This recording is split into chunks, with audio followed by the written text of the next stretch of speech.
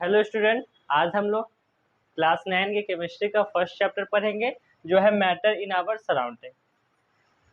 तो सबसे पहले हम लोग ये चैप्टर जान लेते हैं कि मैटर होता क्या है।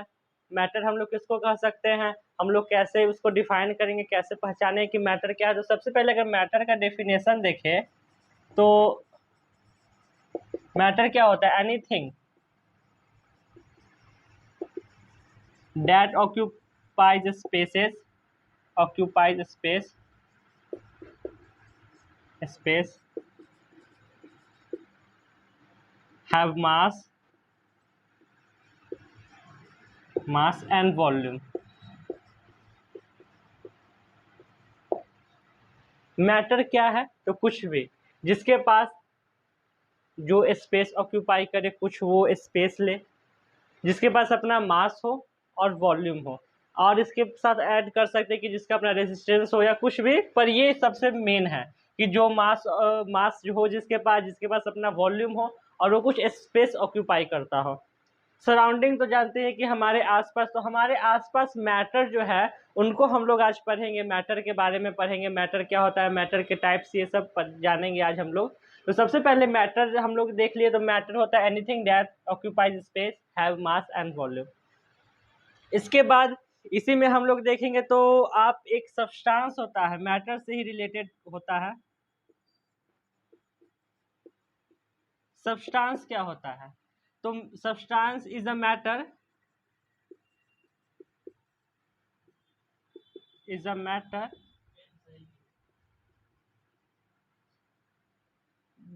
मैटर सब्सटेंस क्या होता है, एक मैटर होता है, सब्सटेंस हमारे पास एक मैटर होता है जिसको हम लोग फिजिकली अलग नहीं कर सकते हैं। Substance is a matter we don't distribute कर सकते हैं, सेपरेट इस डिस्ट्रीब्यूट नहीं, सेपरेट हम लोग नहीं कर सकते हैं। तो हम लोग यहाँ पे don't separate by any physical process.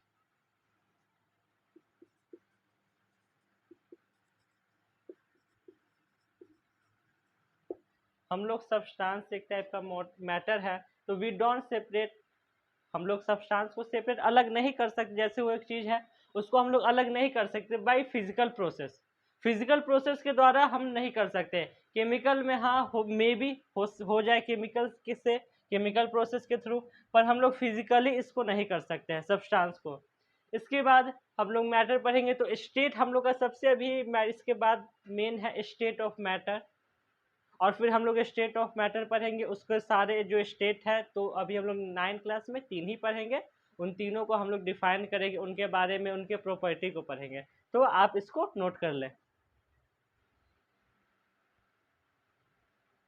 तो मैं इसको रेज कर देता हूँ।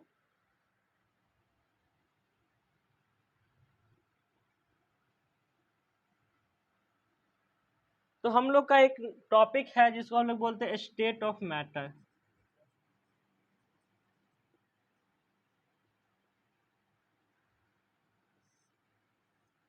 स्टेट ऑफ मैटर, तो आप सभी जानते हैं कि हम लोग के पास जो मैटर है वो आसपास में क्या, हम लोग एक लिक्विड में, गैस में और सॉलिड में देखते हैं कि सॉलिड, लिक्विड, गैस, हम लोग 3 चीज़ जानते हैं कि एक हम लोग जानते हैं, एक सॉलिड होता है, एक लिक्विड होता है और एक गैस होता है। सॉलिड जो हम लोग जानते हैं, जो हार्ड हो, जो कठोर रहता है, लिक्विड फ्लूइड के फॉर्म में रहता है, और गैस वेपर के फॉर्म में, गैसियस फॉर्म, वेपर के फॉर्म में होता है। तो हम लोग स्टेट ऑफ मैटर पढ़ेंगे। फिर उनके बाद सॉलिड, लिक्विड और गैस का प्रॉपर्टी क्या है, ये एक दूसरे से अलग है, तो कैसे अलग है, इन दोनों में अलग क्या है, डिफरेंट क्या है, इन दोनों में सिमिलैरिटीज क्या है, ये सब हम लोग पढ़ेंगे। तो हम सबसे पहले सॉलिड को देख लेते हैं।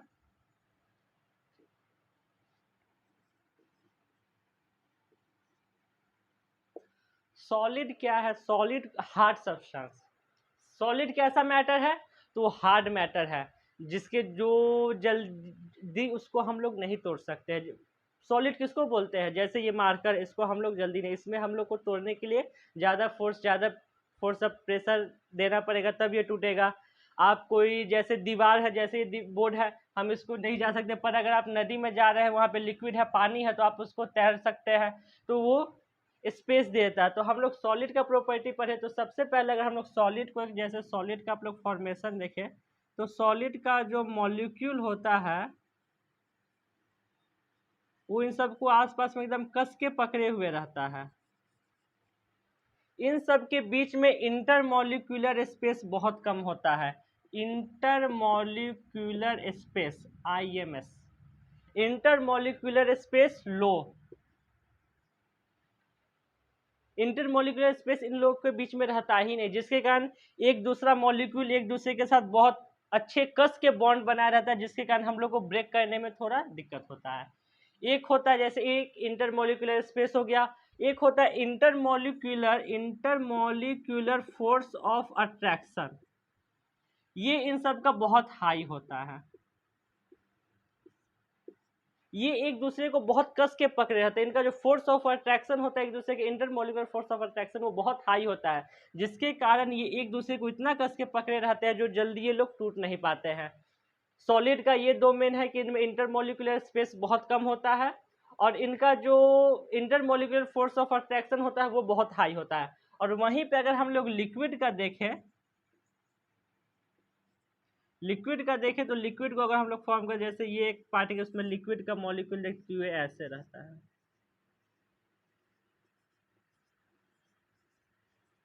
इसमें इंटरमॉलिक्यूलर स्पेस है, ये हम लोग का इंटरमॉलिक्यूलर स्पेस है।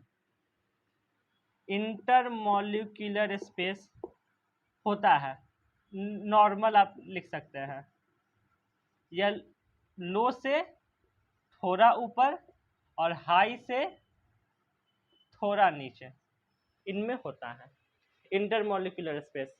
इसमें अब हम लोग बोलते हैं कि इंटरमॉलिक्यूलर फोर्स ऑफ अट्रैक्शन कैसा होता है, तो ये भी हम लोग देखते हैं, तो ये नॉर्मल होता है।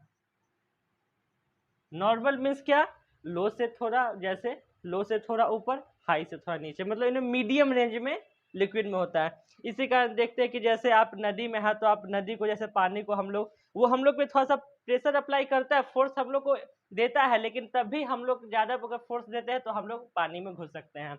तो लिक्विड ये में इंटरमॉलिक्यूलर स्पेस बहुत होता है नॉर्मल, और फोर्स ऑफ अट्रैक्शन भी होता है, जो जल्दी नहीं, जो हम लोग को थोड़ा प्रेशर देता है, पर उतना नहीं हाई रहता है कि हम लोग को रोक सके, और सॉलिड में बहुत हाई होता है।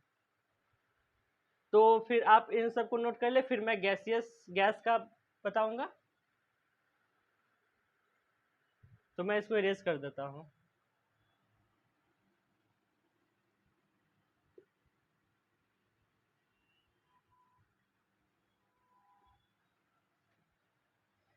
गैस का अगर हम लोग देखें, तो गैस में तो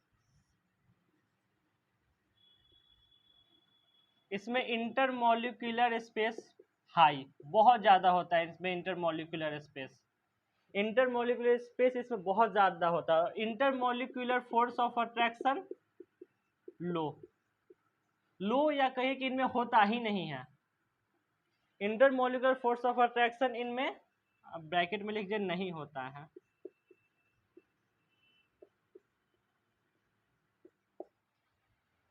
सॉलिड में बहुत ज़्यादा होता है फोर्स ऑफ अट्रैक्शन, जिसके कारण वो मॉलिक्यूल एक दूसरे को बहुत कस के पकड़े जाते हैं। लिक्विड में थोड़ा होता है, पर गैसियस में होता ही नहीं है। इसलिए गैस हम लोग पे ज़्यादा प्रेशर, गैस को अलग करना, या गैस जैसे कि आप देखिए कि कोई भी गैस है, उसमें आप लोग आसानी से वो प्रेशर नहीं एक्सर्ट करता, क्योंकि वो लोग अलग हो जाते हैं, क्योंकि उनके मॉलिक्यूल के बीच में अट्रैक्शन बहुत कम होता है, या होता ही नहीं है, और इंटरमॉलिक्यूलर स्पेस बहुत ज़्यादा हाई होता है। तो ये हम लोग का स्टेट ऑफ मैटर था। इसके बाद हम लोग इसमें कंपेरिजन चार्ट भी बना सकते हैं कि solid, liquid, gas, intermolecular space, high, low, negligible, फिर कैसा इंटरमॉलिक्यूलर फोर्स ऑफ अट्रैक्शन होता है, तो ये होता है। उसके बाद हम लोग का आज स्टेट ऑफ मैटर तक ही था। इसके बाद हम लोग नेक्स्ट लेक्चर में देखें कि स्टेट ऑफ मैटर के आगे फिर हम लोग सब्सटेंस के बारे में पढ़ेंगे, मैटर को क्लासीफाई करेंगे। तब तक के लिए थैंक यू। इस चैनल को शेयर और सब्सक्राइब करें, और ऐसे वीडियो के लिए thanks for watching this video.